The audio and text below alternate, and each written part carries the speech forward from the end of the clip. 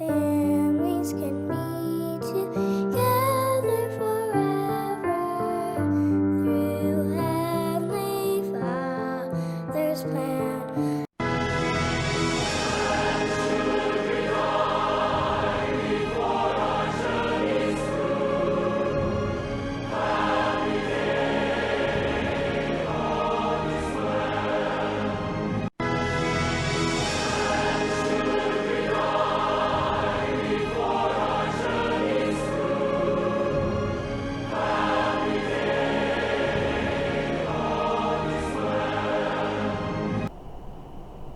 Travis Wayne Goodsell. Today's coronavirus numbers were down.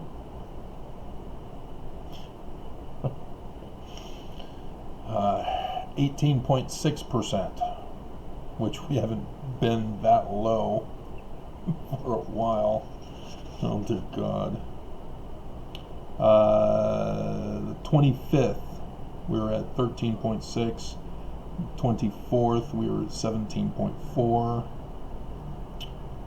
And then back on the 13th, 17.7. And then the 2nd of November, 13.7.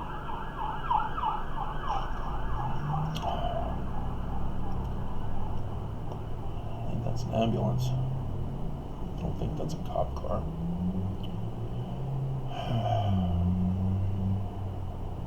So, yeah, below 20%, below 18% is getting rarer and rarer these days. And that's the thing that we need to be focusing on. But the government still does not want to do that.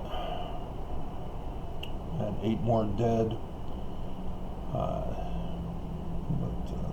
New cases were over 3,000, so that was still high. It's just that they tested more people, and part of that could explain that people took the threat seriously. They went, I went out in public. Did I get it? You know, or they get a little cough and they go find out. So. Like I said in yesterday's video, Mormons have this ingrained nature to sin first and ask the bishop for repentance later. And so I can see that pattern of human behavior of Mormonism in these statistics. But it's still bad. Today, I exposed another reason for why the church is helping to spread and escalate coronavirus.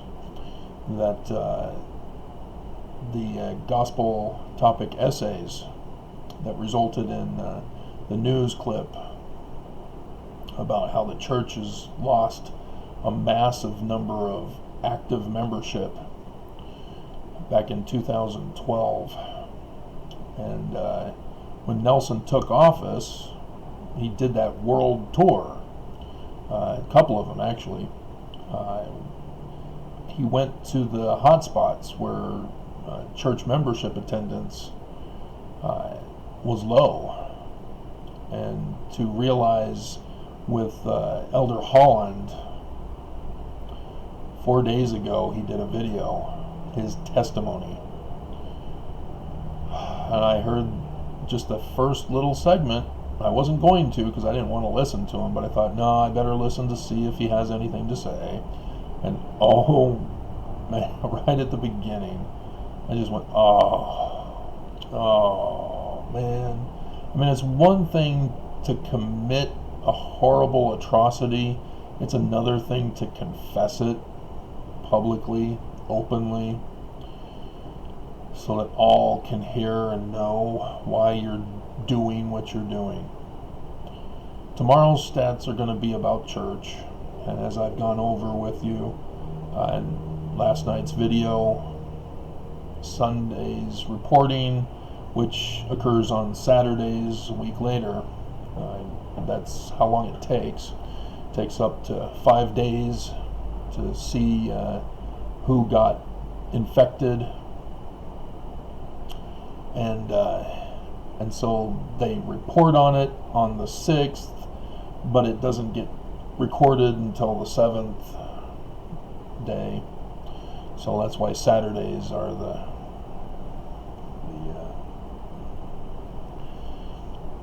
days. If I did that right. So I guess, yeah. It's another day where I'm tired at the end of it. But I just, why, Mormons? Why? Why do you continue to deny the obvious? I mean, yeah, it's humiliating.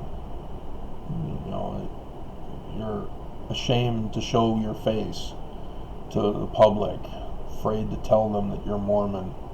I mean, here in Utah, you're safe, but outside of Utah, if you travel outside, if you communicate with those outside, it's just shameful.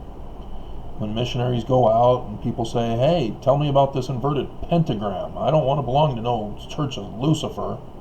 Oh, no, see, name, Jesus. Yeah, well, that's wrong sign. You know, Mormons just can't compete anymore because people are able to have access to actual facts. And Mormons can no longer deny the reality of the church.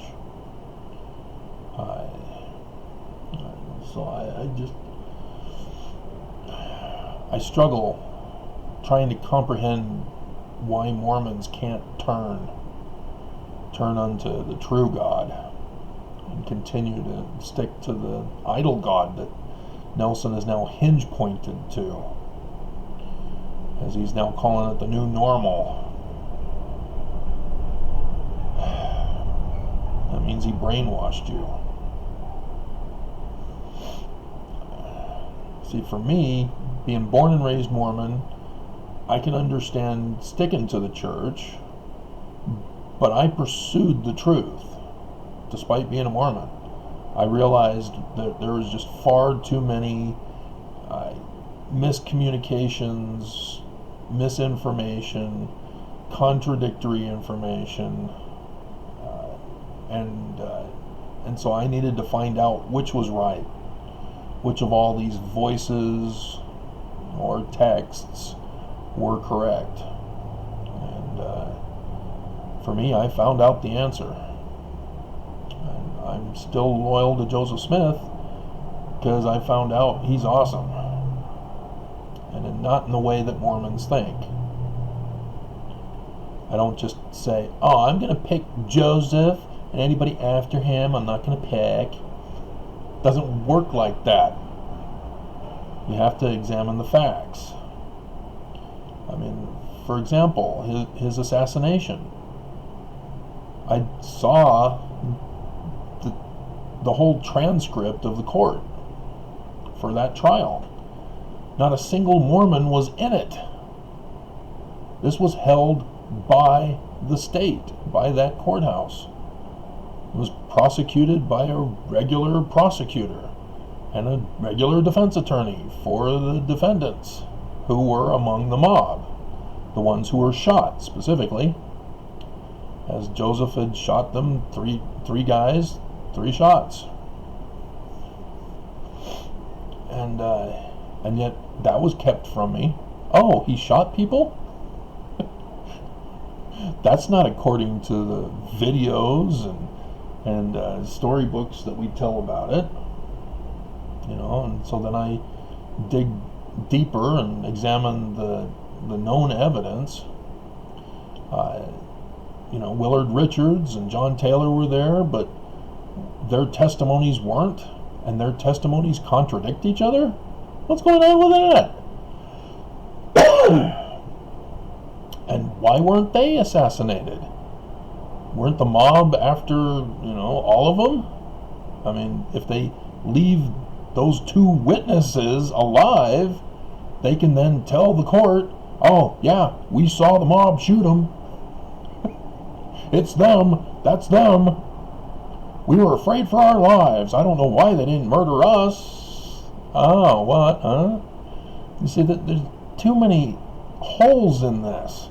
There was a trial, and the 2 key witnesses didn't attend, nor were their testimonies represented.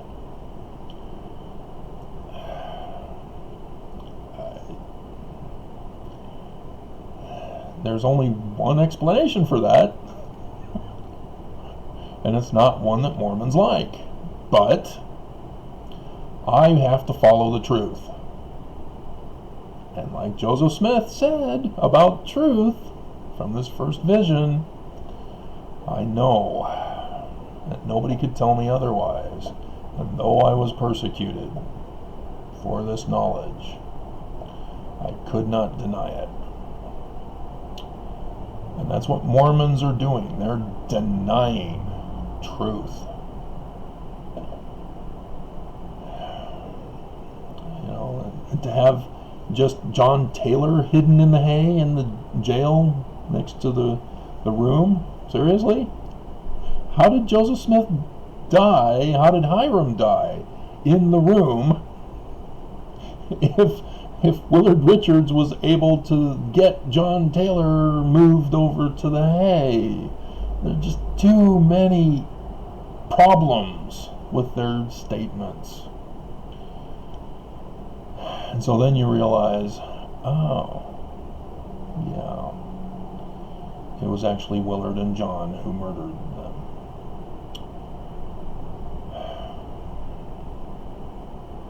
So they got away with it, and they were rewarded by Brigham Young for following his orders, as well as Heber C. Kimball. The 2 were a pair. Heber C. Kimball was the one who brought Brigham Young in. Heber C. Kimball is the one who had William Morgan's book. If you don't know what that means, again, I did the research.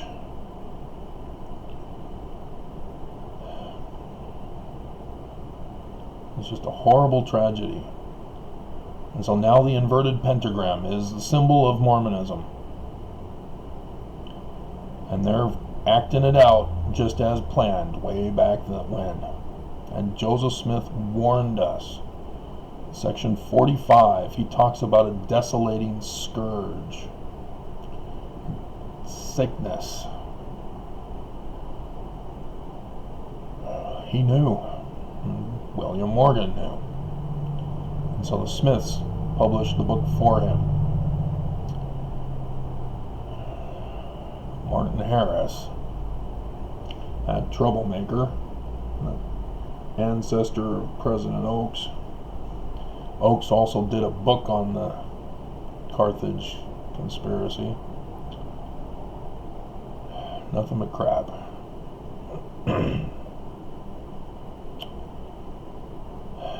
Just distracting Mormons.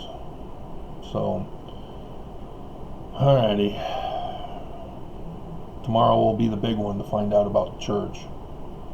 But looks like more people did their shopping on Friday rather than on Saturday. But not by much. What are you going to learn, guys? They're trying to murder you. That's why they have church opened and they won't shut it down, even though we're worse than when we first shut down. Remember that? Remember when we shut down? The reason why we were supposed to shut down? And then Herbert wants to open up early? We weren't down enough yet. What is he doing? And you guys all fell for it. Oh yeah, I'm getting sick and tired of my kids. I want to get rid of them. I want to go back to work. I warned you not to send your kids to school. I guess you don't love your family. Love at home.